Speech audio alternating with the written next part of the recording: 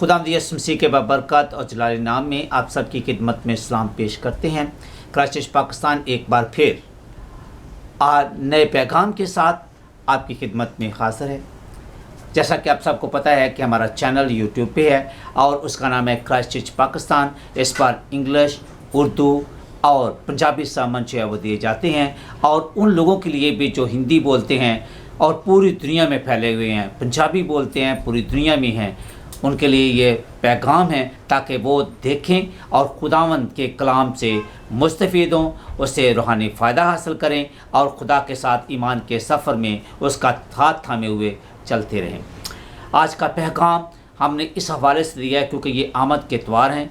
यीशु मसीह की इस दुनिया में हम आमद, उसकी पैदाइश की यादगार मना रहे हैं, सालगिरह मना रहे हैं और यह बड़ी खुशी का मौका है।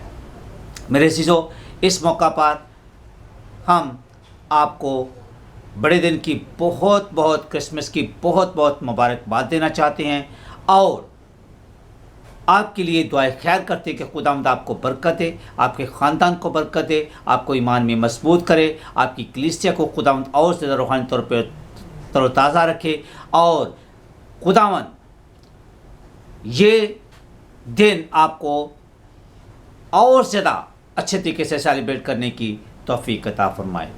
मेहरबानी करके जब आप इस पैगाम को सुनते हैं तो इस खुदा के कलाम को अपने तक ना रखें, दूसरों के साथ शेयर करें ताकि वो भी खुदावंद के कलाम को जानें, वो भी ज़िंदा खुदा जो राह और ज़िंदगी है उसको पहचानें और अपने गुनाहों से तौबा करके उसकी तरफ गामज़न हो ताकि वो भी ना सिर्फ गुनाहों से माफ़ी बल्कि अब्दी ज़िंदगी का तोहफ़ा हासिल करें।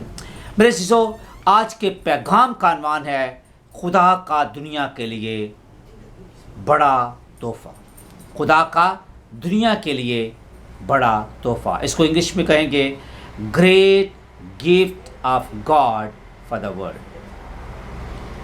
आज का पैगाम मत्ती की इंजील उसका दूसरा बाब उसकी पहली आयत से लेकर 15 आयत तक लिया गया है और मैं आपसे दरख्वास्त करूंगा कि मेहरबानी करके आप ख़ुद इस पैगाम को पढ़ें, इस हवाले को ख़ुद पढ़ें ताकि आपको ज़्यादा समय लगे। मेरे अज़ीज़ों, यहाँ पर जब हम आते हैं तो एक बड़ा दिन, बड़ी खुशी का वक्त होता है। यहाँ पर हम सब मिलकर यीशु मसीह की आमद की तैयारी करते हैं और इसके साथ साथ हम नए गीत गाते हैं जिसको कैरल सिंगिंग कहते हैं, रूहानी और जिस्मानी तौर पर तैयार होते हैं, एक दूसरे को तोहफे देते और एक दूसरे से तोहफे लेते हैं। बड़े मज़ेदार और लजीज खाने घरों में तैयार किए जाते हैं और खाए जाते हैं। क्रिसमस ट्री को सजाया जाता है और घर में रखा जाता है और ऐसा माहौल पैदा किया जाता है ताकि आने जाने वालों को पता चले कि ये लोग मसीही हैं और हम खुदावंद यीशु मसीह की पैदाइश की खुशी में शामिल हैं, उसके खुशी को मना रहे हैं ताकि वो भी हम में शामिल हों। और इसके साथ साथ जो है हम नए कपड़े ख़रीदते हैं, फिर उनको सिलाते हैं। सांता क्लॉज जो आता है वो बच्चों को गिफ्ट देता है और टॉफ़ियाँ देता है और वो बहुत खुश होते हैं। और इसके साथ साथ जो है वो हम खुदा के कलाम को सुनते हैं और दूसरों के साथ शेयर करते हैं और ये बहुत ही अच्छा लगता है। मगर सवाल ये पैदा होता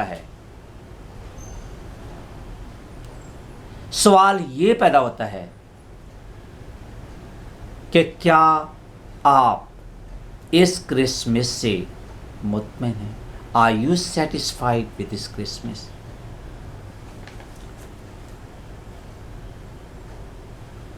क्रिसमस का वक़्त दुखों और मुसीबतों से आज़ाद होना चाहिए। हमें कोई गम या परेशानी नहीं होनी चाहिए।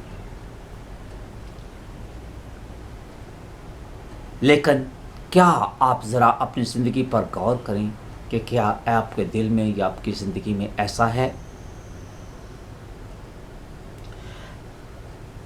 यहाँ पर बहुत सारी चीज़ों पर हमें त्वचा करनी है और रखनी है, मगर कैसे ऐसी चीज़ों से जो हमारी त्वचा अपनी तरफ खींच लेती हैं, जिसको कहते हैं कि वो हमें डिस्ट्रैक्ट करती हैं, कैसे हम बच सकते हैं, कैसे इज्तनाब कर सकते हैं,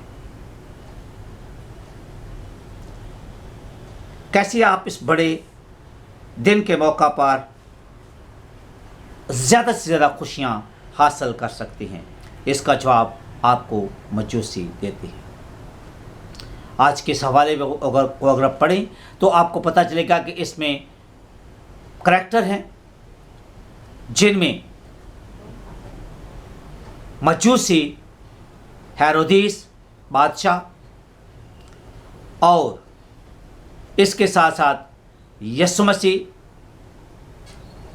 मकदसा मरियम, यूसुफ, ये सब लोग जो हैं वो क्रिसमस के मेन करैक्टर में शुमार होती हैं। मजूसी जो पूरब से चलते हैं, पूरब को मशरक कहते हैं, मशरक से चलते हैं,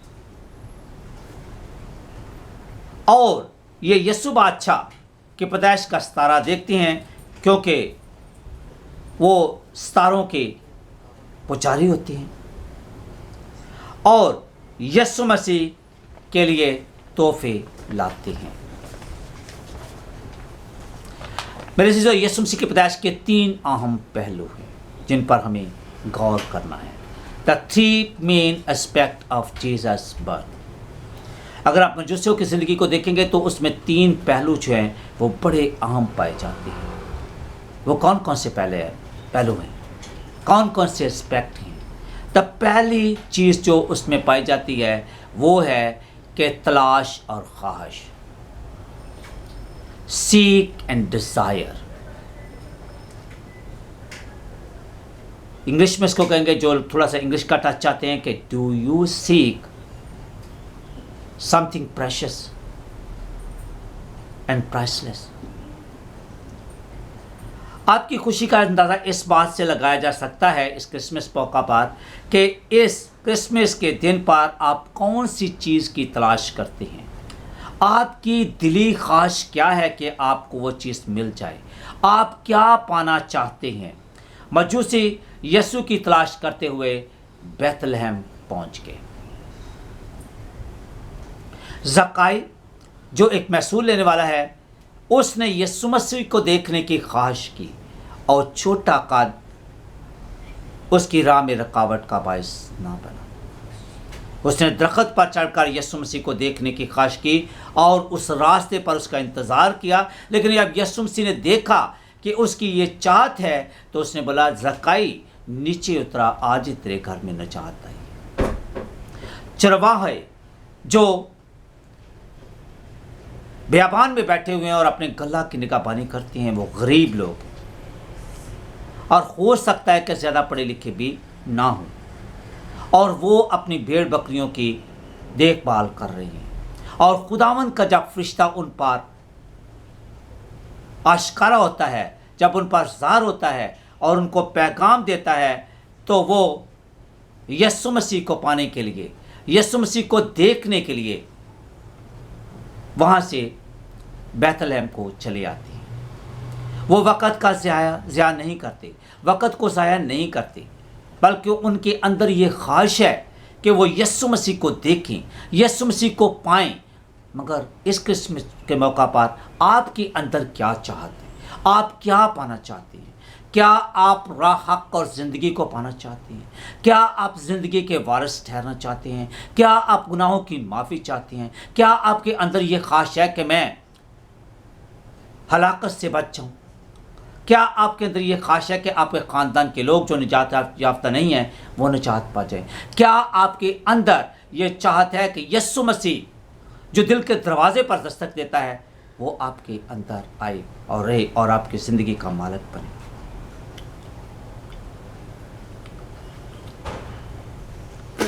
आप अपने आप से ये सवाल पूछें, कौन कौन सी ऐसी चीज़ें हैं जिनसे आपको दिली सुकून मिल सकता है? मेरे शिष्यों, यहाँ पर हम देखते हैं कि मजूसी, उन्होंने सितारा देखा है और उन्होंने सितारे को जो है वो फॉलो किया है। लेकिन सितारे को देखते हुए दुनियावी नुक्ता नज़र से वो उस जगह पर पहुंचे, यहाँ पर एक बादशाह को पैदा होना चाहिए, क्योंकि यीशु मसीह ना सिर्फ दुनिया का बादशाह है बल्कि वो बादशाहों का बादशाह और खुदावंदों का खुदावंद है। और उन्होंने सोचा कि वो बादशाह जो है वो हेरोदेस बादशाह के महल में पैदा होना चाहिए, और उन्होंने उस जगह और मकाम की तलाश की। वो यीशु मसीह को ढूंढते हुए, सितारे की पैरवी करते हुए हेरोदेस के महल में पहुंच गए। हमारा दूसरा जो पॉइंट है वो ये कि यीशु मसीह को ढूंढना और पाना, खुशी को ढूंढना और पाना। वेयर डू यू लुक, ये इंपॉर्टेंट चीज है कि आप कहां उसकी तलाश करते, कहां उसको ढूंढते हैं। आपका इस बात से गहरा तल्लक है कि आप इसको कहां ढूंढ रहे हैं। अब यहां पे दो चीजें जो है वो आपको ज़हन में रखनी है कि आप गलत चीज, गलत जगह और गलत मकाम का जो है वो इंतखाब करते हैं, उसका चुनाव करते हैं, या आप सही जगह पर जाते हैं। मजूसियों की जस्तजू और उनकी तलाश में हम इस बात को देखते हैं कि वो यीशु मसीह की तलाश में उसको ढूंढते हुए गलत मकाम पर यानी हेरोदेस के महल में चले गए हैं। क्योंकि जब इंसान अपनी अक्ल व दानिश को इस्तेमाल करते हुए आगे बढ़ता है तो वह नाकामी का शिकार हो सकता है, क्योंकि खुदावंद के कलाम में लिखा हुआ है कि खुदावंद का खौफ अक्ल और दानाई का शुरू है। मिसाल की किताब 3 बाब में लिखा हुआ है कि खुदावंद पर भरोसा कर, अपनी अक्ल और दानाई पर भरोसा न कर, तो वह तेरी सब राहों को सीधा बनाएगा। आप जो मजूसियों ने अपने इल्म को देखा है, इल्म नजूम को देखा है, और उसकी मदद से जो है वो हेरोदेस के बादशाह के महल में पहुंच गए हैं, यहाँ पर उसको हकीकी तौर पे पैदा होना चाहिए। और ये यरूशलेम और बनी इसराइल का अब दारुल हुकूमत है। हम भी कभी कभी यीशु मसीह को ढूंढते हुए गलत जगह पर चले जाते हैं, गलत चीज़ों का चुनाव करते हैं। हम कभी कभी जो है वो कब्रों पे जाते हैं, मंदिरों पर जाते हैं, दरबारों में जाते हैं, और कभी कभी जो है और जगह पर चले जाते हैं। और कभी कभी जो है हम जादूगर और दूसरे लोगों को पकड़ते हैं, उनका कहना मानते हैं और गलत तरीन पर अमल करते हैं। अब जब वो वहाँ पर पहुँचते हैं तो उन्होंने गलत चीज़ का इंतखाब किया है, लेकिन बादशाह जो है वो बहुत मकार है, वो यीशु मसीह का दुश्मन है, और एक बादशाह दूसरे बादशाह को अपने करीब नहीं देखना चाहता, इसलिए वो यीशु मसीह को ख़त्म करना चाहता है, लेकिन वो मजूसियों को नहीं बताता। उसको बोलता है कि जाओ उसकी तलाश करो। वो अपने सब नचूमियों को, जादूगरों और फालगिरों को बुलाता है, उनसे पूछता है कि यीशु मसीह को कहाँ पैदा होना चाहिए। वो बोलता है कि यहूदिया के बैतलहम में, क्योंकि यही ये इल्म बताता है। लेकिन वो बोलता है जाओ उस जगह को ढूंढो, उसको ढूंढो, और जब तुम्हें मिल जाए तो मुझे बताना, मैं भी आकर उससे सजदा करूँगा। लेकिन खुदावंद दिलों और गुर्दों की बातों को जानता है। वो बोलता है मैं तेरा उठना, बैठना, चलना फिरना सब कुछ जानता हूँ, क्योंकि मैंने तुझे आगे पीछे से घेर रखा है। और खुदावंद के ख्यालात अजीम ख्यालात हैं। खुदावंद की सोच जो है वो अजीम है, वो हमारे सोच से, अकल से, दानाई से बिल्कुल बाहर है। तो फिर खुदावंद का फरिश्ता जो है वो उनकी रहनुमाई करता है,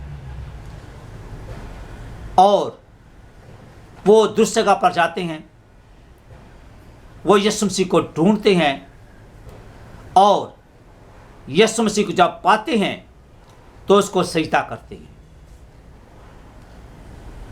और इसके बाद तीसरा जो हमारा पहलू सामने आता है वो है कि व्हाट डू यू गिव, आप खुदावंद यीशु मसीह को क्या तोहफा पेश करती है।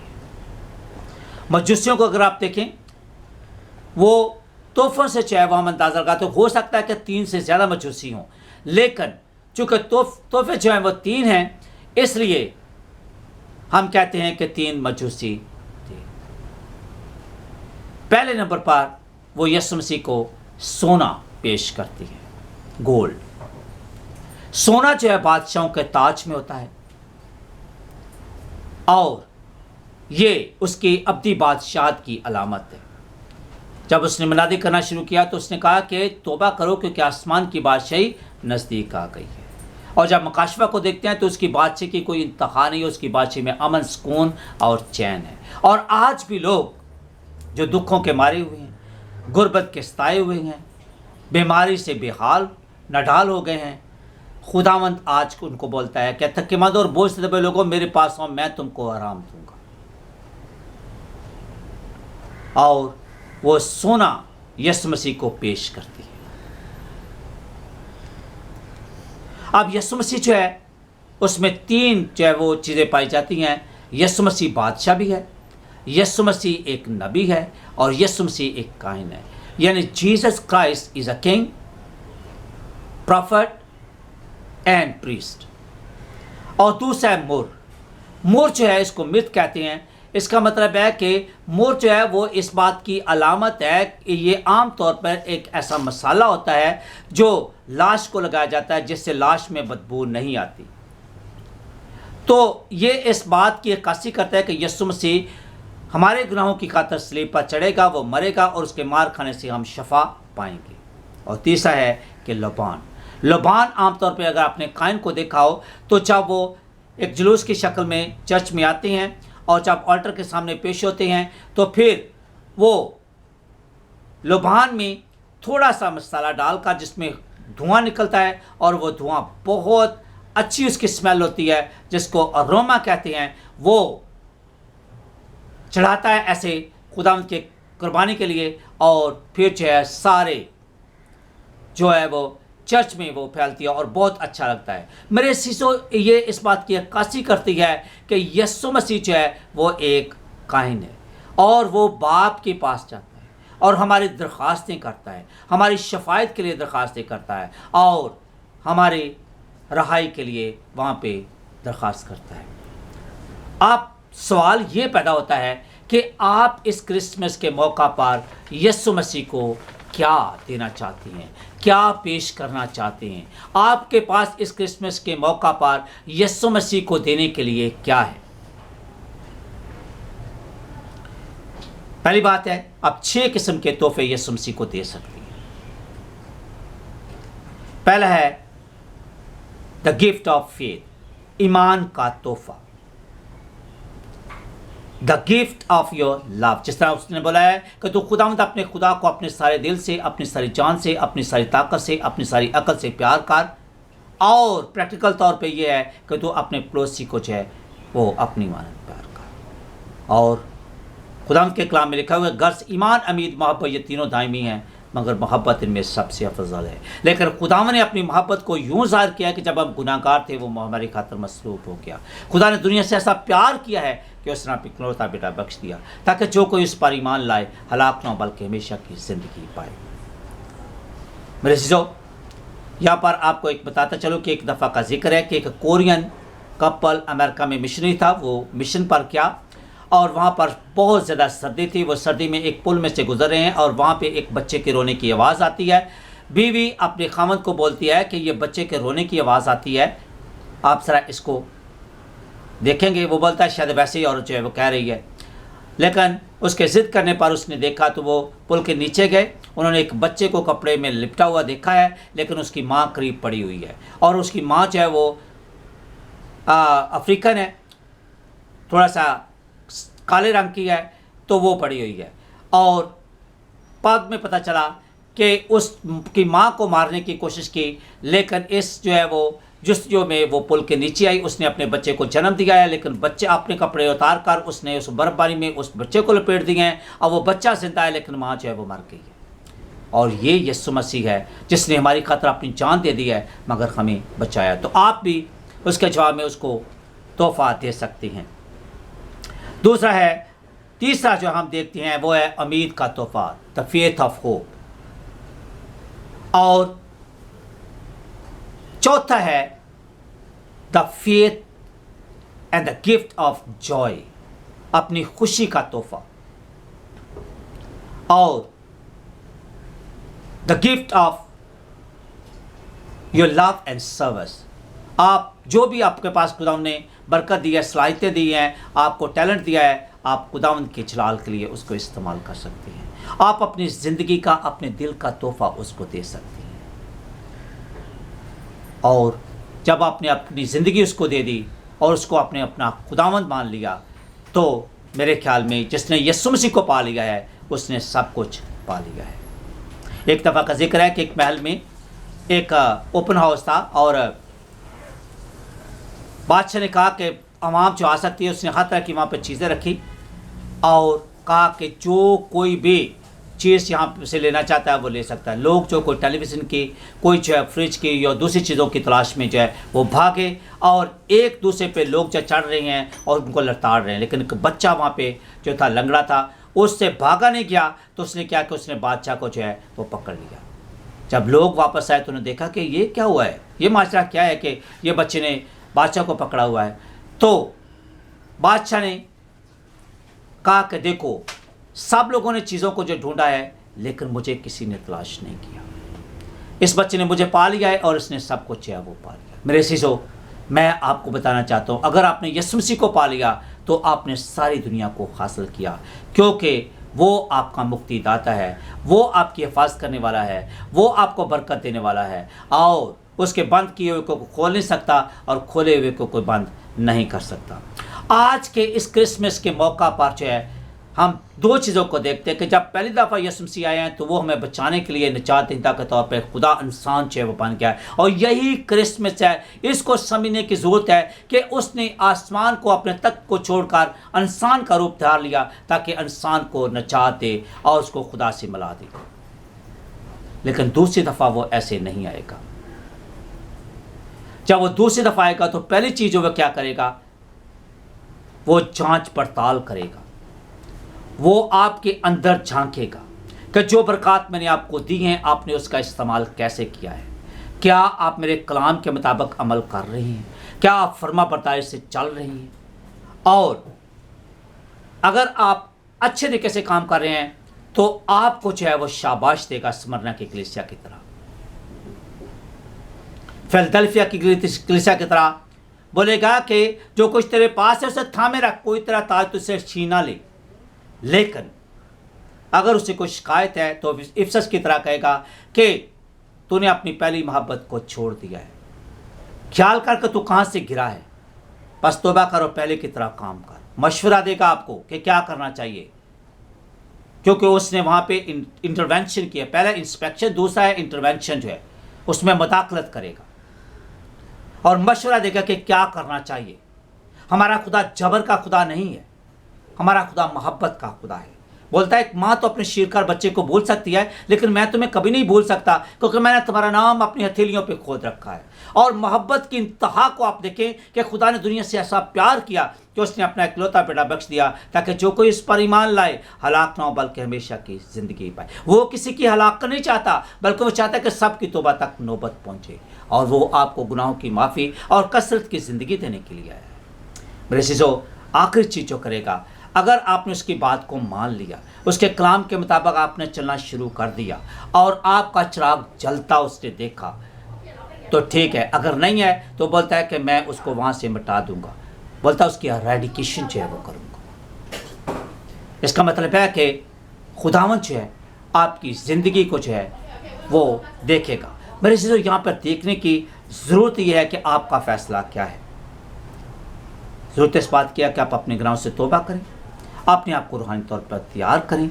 यीशु मसीह जो चरनी में पैदा हुआ है, दावा दे कि वो आपकी ज़िंदगी में आए और आप उसके साथ एक हो जाएं और अपनी ज़िंदगी, अपनी निजात जो है वो पा जाएं। मेरी दुआ है कि खुदावंद आज के कलाम के वसीला से आपको बड़ी बरकत बख्शे। आमीन।